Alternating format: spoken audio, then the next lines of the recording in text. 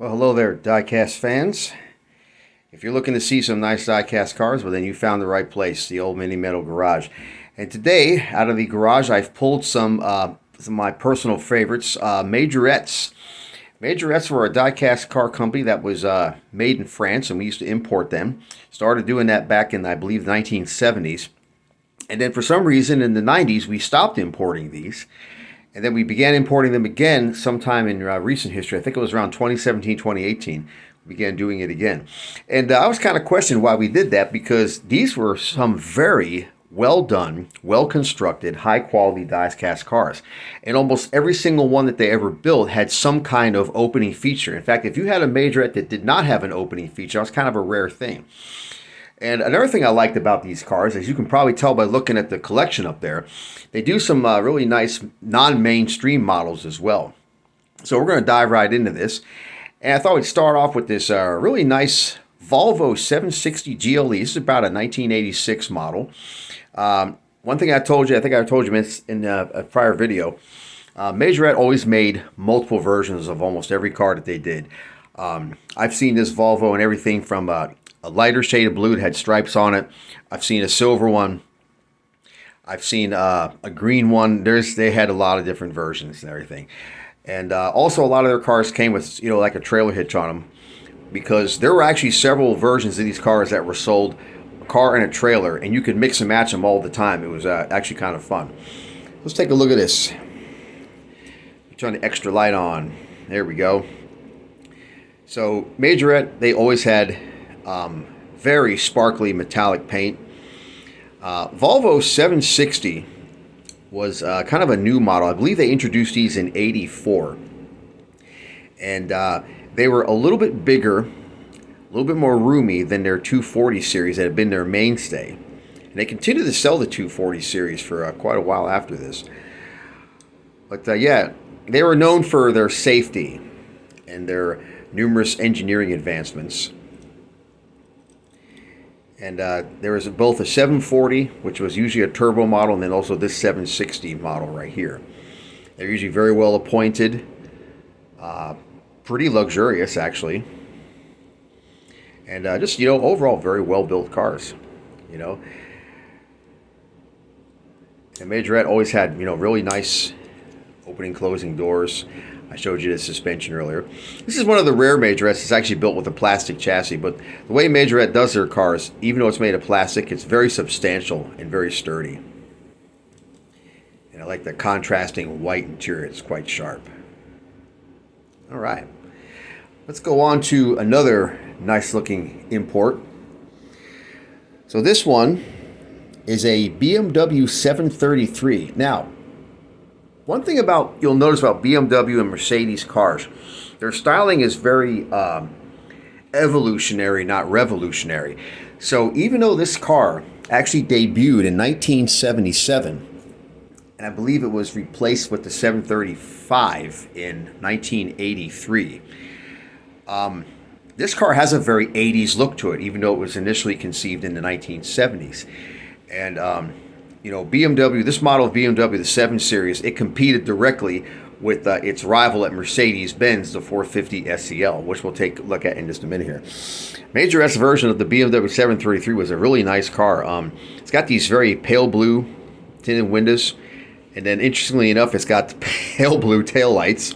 It's a little bit weird, but you know what? On a diecast model, it kind of looks cool. This has got an earlier style of wheel. You notice how the Volvo had those like little dot wheels? That's because it's a later model built in the middle part of the 80s. This also has really nice illustrious paint. I like how they did the little sunroof there. It's a steel sunroof in this case. They do pretty authentic details on the interiors. Once again, you got the nice closing doors. They replicated this front end with the little twin grills very nicely. Got the suspension, of course. And once again, yeah, you got the trail hitch so you can mix and match. Yeah.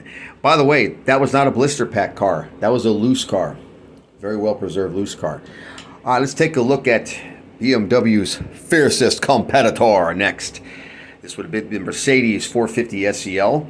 built in the W116 chassis. This predated the even better W126 chassis in the S-Class in the 80s. And Majorette made this little car in about 3 different versions. There's also a green and a silver one out there. One thing I like about their version of the 450, because, you know, every manufacturer, you know, doesn't matter who it was, Matchbox, Yatming, Tomica, everybody did a version of this car, it seemed like. Majorette was the only one that saw fit to put an actual stand-up Mercedes Star hood ornament on the car. This did come in a blister pack, and it's a good thing because most of the time when you try and buy this car loose, this has been broken off. I like how they did separate, kind of like pieces for the headlamps that are kind of match up with the windows.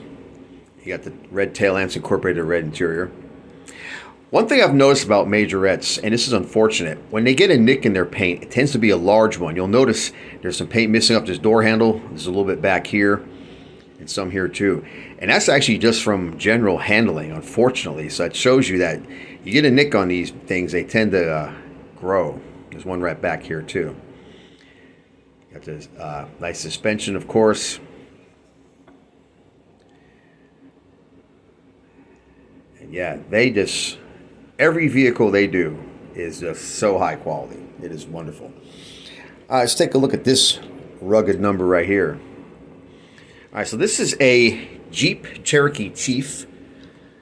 It's probably about a 1974, 1975 model. You'll notice by the style of the grille on front.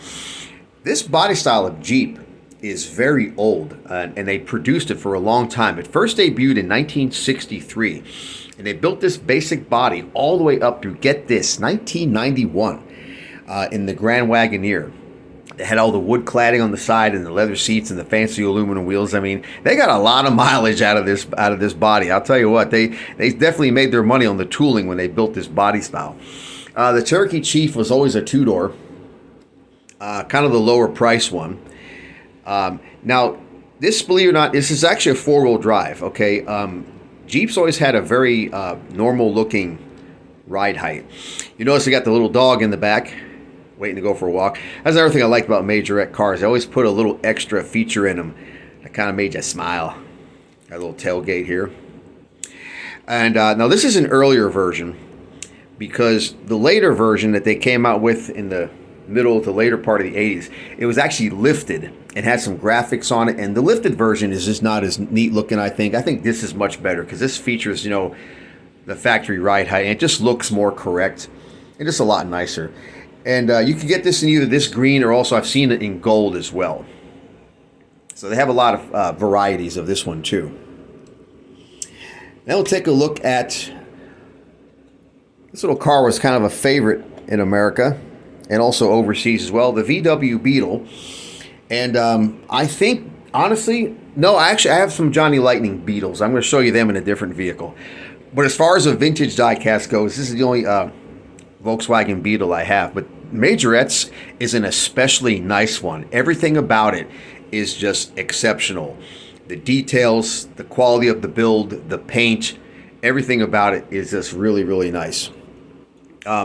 This is a way earlier car. This is from probably the maybe the early to mid 70s, because it's got this kind of older wheel design. Also, not a whole lot of suspension travel, but it is there nonetheless.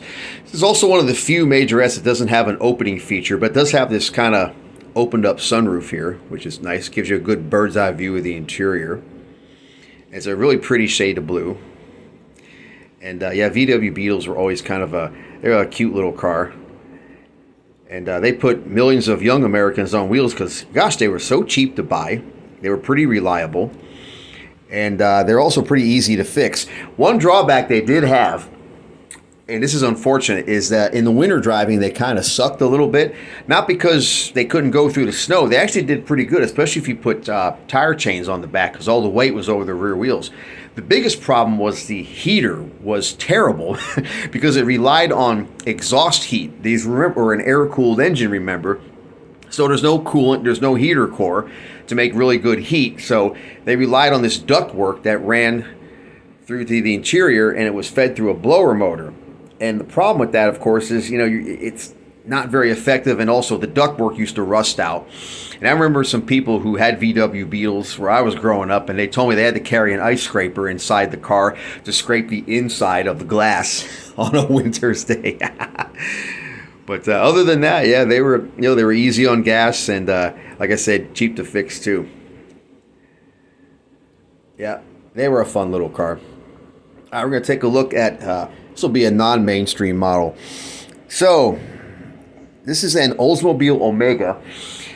When I show you the chassis, you'll notice that Majorette does not denote it as an Omega. It just says Oldsmobile on the bottom.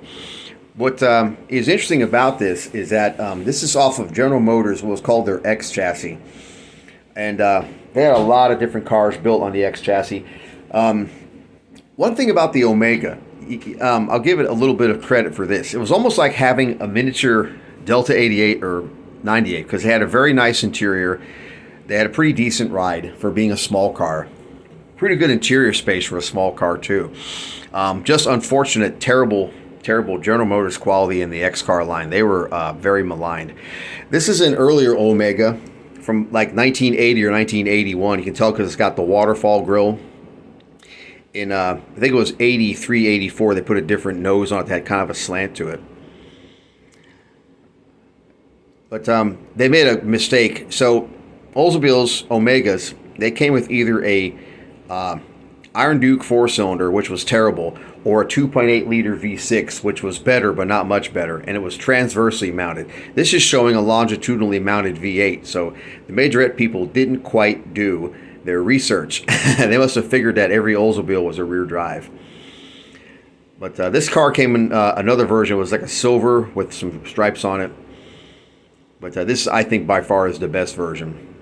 And I've seen other Oldsmobiles that have a different wheel variation other than this one. But that's one of the more interesting kind of non-mainstream models that they make. And then, as I said, saving the best for last. So Majorette also saw fit to do a very 1980s Cadillac limousine. So this is based on the 1980 through 89 Cadillac Fleetwood Brougham. And if I remember correctly, how Cadillac used to do these, they didn't build them in the factory. They used to build factory limousines, and then they quit doing it sometime around, I think it was 85. So this is a later one from probably like 87, 88, 89, somewhere around there. And what they would do is they'd send them a Fleetwood Brougham that they didn't have the vinyl top installed, and the rear part of the interior would not be finished. They'd only have the front half finished. And usually it'd be done like in black leather only, this one color. Or maybe even white. It depends on what kind of limousine it was. Probably not, though. Most of the time it was black. But anyhow, whatever conversion company was going to do the stretch, they'd take this unfinished Fleetwood Brougham, they'd cut it in half and put this plug in right here. And the plug was usually constructed of either aluminum or fiberglass, depending on the quality of limousine that they were building and what it was going to be used for. And then, of course, they'd have a modified drive shaft that would usually have a carrier bearing on it that would be able to handle the extra load. And because you have to remember, they would also upgrade the brakes and do a few other things because they're adding a lot of weight to this car in this state. But yeah, this is I think this is one of the nicest ones they do. They make this in 3 different versions. There's also a black one and like a taupe colored brown one. I think the white one's the best because, number one, it's very elegant, and two, all the versions come with a white interior. Well, the black with the white interior looks a little funny. The brown with the white interior looks a little funny. The white with white, man, that's just perfect. You can't go wrong with that. So let me show you some of the nifty features on it. So this is one of the few times you see a die-cast car that actually has 4 opening doors. And this also has a sliding sunroof, which I think is just really cool. And Majorette actually had this feature on a couple of their vehicles, a sliding sunroof. And they depicted the little tufted button interior very nicely. You look inside the side there, you can see the little television. You got the more tufted buttons on the rear seats there. Now, the front doors, they have a spring. So they are very well done. These rear doors use like a pin and rivet setup. And what happens is if you open these too many times, they get a little loose, and pretty soon they don't stay closed anymore. Because this one was in a blister pack and well preserved, these doors haven't been fooled with to the point where they no longer stay closed. And of course, you got your quintessential 80s boomerang style antenna to work the television and phone system in there. And you remember, back in the go-go 80s, remember those early cell phones? They looked like you were carrying around a handheld brick. And this is also one of the Majorettes that, oddly enough, does not have really a suspension. It's got kind of one, but not much. But yeah, this was probably one of the neatest and just most unusual models that they ever did. And they also made a stretched Mercedes limousine that was based on, I think it was an E-Class. Of all things, not an S-Class, an E-Class. But yeah, that was a really cool one. There's that. And like I said, you've already seen the little police car in a prior video. It's a 1980 Impala with a little blue interior. So there we have it. That is the Majorette collection. Hope you guys enjoyed that. I've always, these are kind of hard to come by out there on eBay, I've noticed. And when you do find them, they tend to be very expensive. I've been fortunate to find nice ones that are not a lot of money. So I'll keep searching for them because I have a few other ones I wanted to try to find. But like I said, it takes me sometimes months to find what I'm looking for. That's just how it goes. So anyways, hope you enjoyed it. And we'll see you again in the next video. Take care.